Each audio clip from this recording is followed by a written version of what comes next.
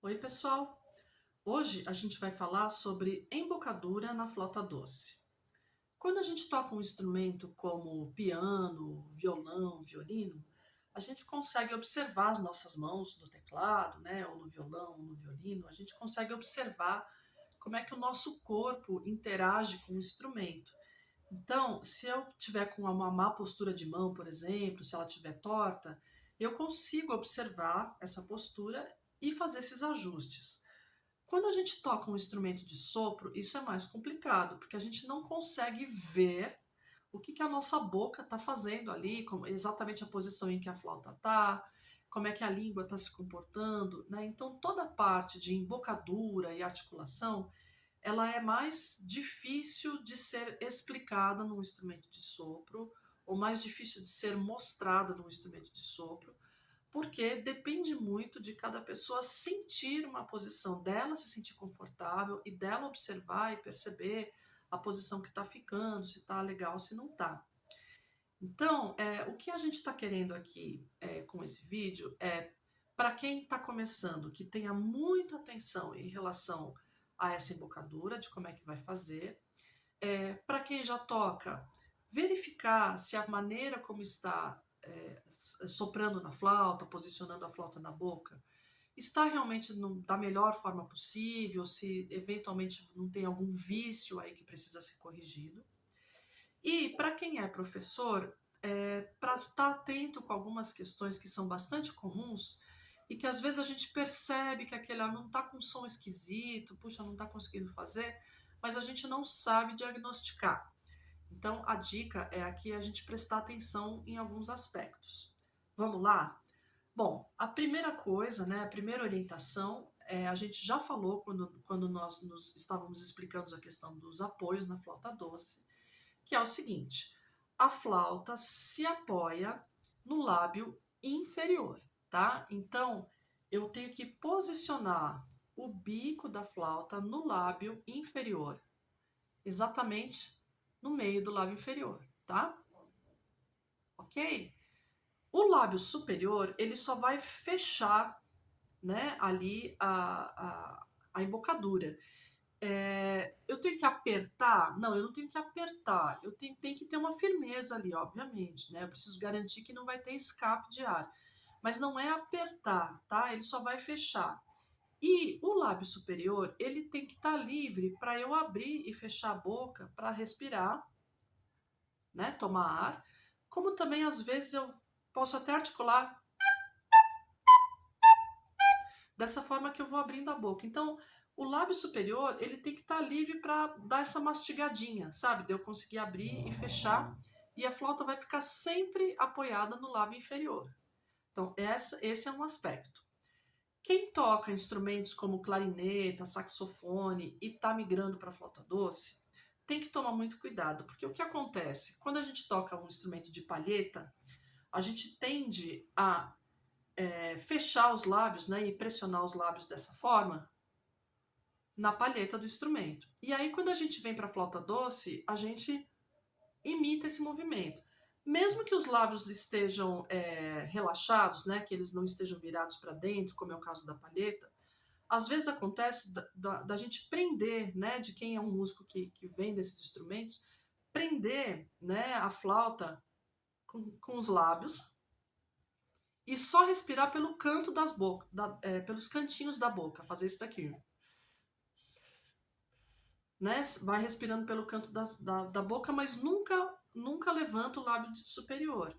Então, isso não é legal, tá? O importante é que você realmente não deixa fixo, né, ali a postura dos lábios. A flauta está apoiada, mas a gente tem que ter muita liberdade ali do lábio superior, tá? Um segundo aspecto que a gente tem que tomar cuidado é o quanto que a gente vai colocar o bico da flauta para dentro da boca. Olha, isso varia um pouco de pessoa para pessoa, porque tem pessoas que têm os lábios mais grossos, tem pessoas que têm os lábios mais finos, né? Então isso vai variar um pouquinho mais. Também as flautas podem ter bicos diferentes. A gente tem flautas que têm essa parte aqui do bico bem alongada, então a gente tem mais espaço aqui de bico. E a gente tem flautas, especialmente as flautas mais antigas, medievais, por exemplo, que elas são curtinhas, elas quase não têm muita área de bico, né? E aí, obviamente, que a gente precisa fazer as adaptações. Mas a grande maioria das pessoas usa uma flauta como essa, né? Uma flauta de resina ou um modelo parecido, tá? Que tem esse bico médio, mais ou menos, né? Ele não é nem tão alongado e nem tão curto. Nesse caso aqui, é importante que, ao apoiar o bico no lábio inferior, você não encoste toda a flauta no bico a ponto de você encostar essa parte aqui, né, do bico da flauta, no seu lábio. Não faça isso aqui, ó. Ou aqui.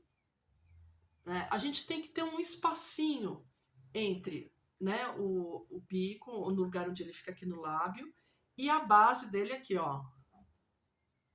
Percebe que fica um espacinho nesse lugarzinho aqui, ó, e não totalmente encostado, tá? Da mesma forma, a gente também não encosta no queixo, né? Tem muita gente que toca assim com a flauta totalmente apoiada no queixo. Então, o importante, né? Aí a gente já fala da questão da postura, né? É que a flauta ela fique mais retinha aqui, tá? E não tão virada para cá. Então, eu tenho que o bico vai para dentro da flauta mais ou menos assim da metade para frente, tá? Do comecinho até a metade, mais ou menos essa parte aqui é o que eu vou colocar dentro da boca, mas me assegurando de que eu ainda tenho um espacinho, tá? Ou aqui, né? Vai ter ainda um espacinho entre os meus lábios, entre o meu lábio inferior e a base aqui do bico, tá? Terceira e última dica, e aí essa tem a ver com a questão dos dentes, do posicionamento dos dentes. A gente tem que tomar muito cuidado com isso. Porque o que acontece? Para quem dá aula já deve ter visto, muito comum, que você pega uma flauta de uma criança e a flauta tá toda mordida. O que acontece? Tem muita gente que coloca o bico da flauta no meio dos dentes e morde. Ah, isso aqui, tá? E aí toca com a flauta apoiada, assim, mordida mesmo, tá? Isso é um erro muito grande. A gente tem que ter um espacinho, né? A flauta fica na frente dos dentes, ela não fica entre os dentes, tá?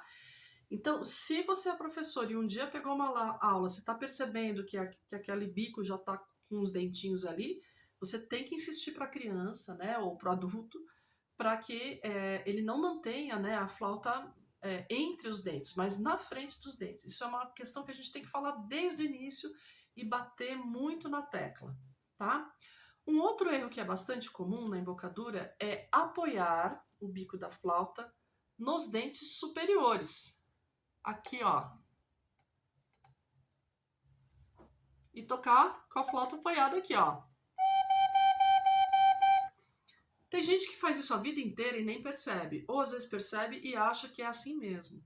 Na verdade, não. O bico da flauta, a entrada aqui do canal de ar, ela não pode estar apoiada em nenhum lugar da boca, nem dente, nada. Ela tem que estar livre, tá? A gente precisa ter esse espaço, né, entre os nossos dentes e a entrada da flauta, o canal de ar. Então, é muito importante, justamente, que a flauta não fique tão para dentro da boca, para a gente evitar de cometer esses erros de ou mastigar a flauta ou apoiar a flauta nos dentes superiores. Se você perceber que o som do seu aluno, por exemplo, tá esquisito, tá meio fanhoso e não tá conseguindo articular direito, você pode ter certeza que deve ser algum problema na embocadura, realmente. Às vezes a gente fala muito da articulação, mas às vezes é um apoio ali no dente, uma coisa que a gente não percebe e que às vezes acontece, tá bom? Então, gente, recapitulando, boa postura, bico apoiado no lábio inferior, tem que ter um espacinho entre a base do bico e os meus lábios, tá? O lábio superior fica solto, tem que fechar bem para não ter escape, né, do arzinho, a gente tem que tomar cuidado para não escapar pelas laterais, mas não precisa apertar a flauta. Os lábios ficam relaxados, eles não ficam enrolados para dentro, como no caso dos instrumentos de palheta, né? Não é isso, mas isso aqui, tá?